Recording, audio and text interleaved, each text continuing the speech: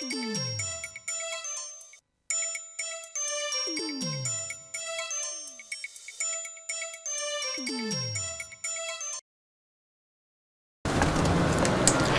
I'm Kim Vassallo and welcome to the Fruit Box.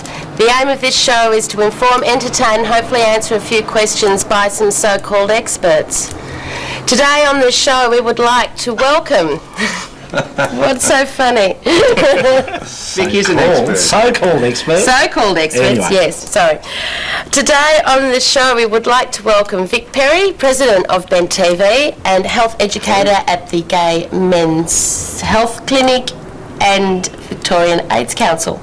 Got around the wrong way, but that's okay. That's okay. Same thing. Dr. Beng Yu from the Prahran Market Clinic. Mark Porter, bass with the Melbourne Gay and Lesbian Chorus, that's also a bottom. And Chris Gill from the Victorian Gay and Lesbian Rights lobby. Rights Lobby. Just a poof around town. Poof around town, okay. Today's letter is from Rachel in Oakley, and Rachel writes, "Me and my girlfriend of 9 years are ready to start a family. What options do lesbian couples have under programs like IVF, etc.? Or should we just use the old turkey baster method? Does this actually work, or is it just an urban myth? We have a donor in mind, someone that I have known for 20 years. He says that turkey basters don't work and would rather use IVF. The cost of IVF may be too prohibitive for us and feels a little clinical for something so personal. We all agree that the natural method of conception is out of the question. Your thoughts and views are appreciated." Chris, what would you like to tell Rachel? Well, first of all, Rachel, IVF is a pretty nasty medical procedure which is really only a last resort for medically infertile women. It involves conception in a test tube, hence in vitro, and ends up with a baby in a fetal position like this. Chest tube baby, that's a joke. But donor insemination sounds like what you're really after, and there's a few options there. First of all, join a group called Maybe Baby, and they meet on the third Tuesday of every month at Arcadia Restaurant in Gertrude Street, Fitzroy, and there'll be lots of people there who can provide you with tips and advice. But some of the things you'll need to know about, for example, with donor insemination, you can do it at home, but it's always a good idea to get a doctor involved to give you advice, and also a lawyer, because there are legal implications for the raising of the kid. There are also clinics in the ACT and New South Wales which can help you out with that donor insemination. Thank you, Chris. Beng, have you actually assisted anyone in a one of these turkey baster type things? No, never used a turkey baster ever before. I don't know if anyone owns a turkey baster, but I'm not sure what one looks like. But I think it's like a big dropper, like that you can baste turkeys with. I've been asked quite a few times about donor insemination, and I've advised some people on it.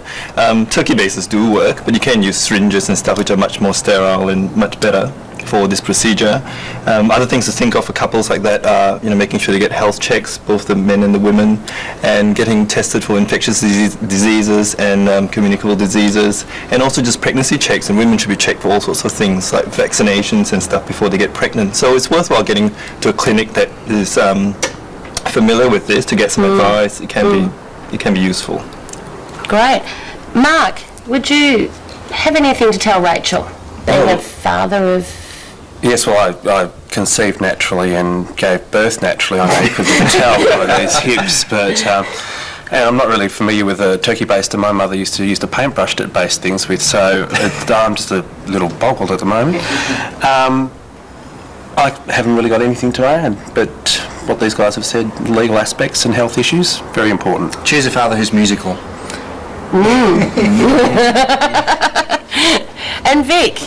Well, yeah, not much to add myself either, but I suppose what concerns me in situations like this is health implications. I mean, you're doing something like this on your own with a friend without an actual doctor there, or not being in a surgery or at close hand of any sort of equipment if something goes wrong, because what do? So I'd stay clear of that sort of method where you haven't got medical access, and I'd be concerned about things like transmitted infections and how to use a turkey baster anyway. I mean, do you have to sterilise it, and what is there an actual formula to it?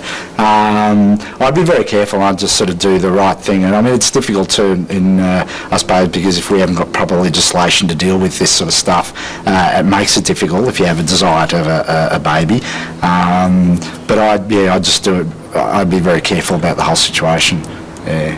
Thank you, Vic. I suppose my only comment would be that these things don't happen straight away, Rachel, and any time anyone wants to have a baby, it's a matter of trying and trying again. So you might need to get yourself in a situation where you're comfortable and you've got these people at access all the time, because you're going to have to try all the time. So that's my comment for what it's worth. Well, I'd like to wrap up that little letter from Rachel. I hope we've helped you, Rachel. Our email address and post office box, if you'd like to write a letter into the fruit box, is benttv@bigpond.com.au, and it's all one word, one long word. And the post office box is PO Box 6256, St Kilda Road, Melbourne 8008. So please send your letters in and tell someone who cares. Thank you.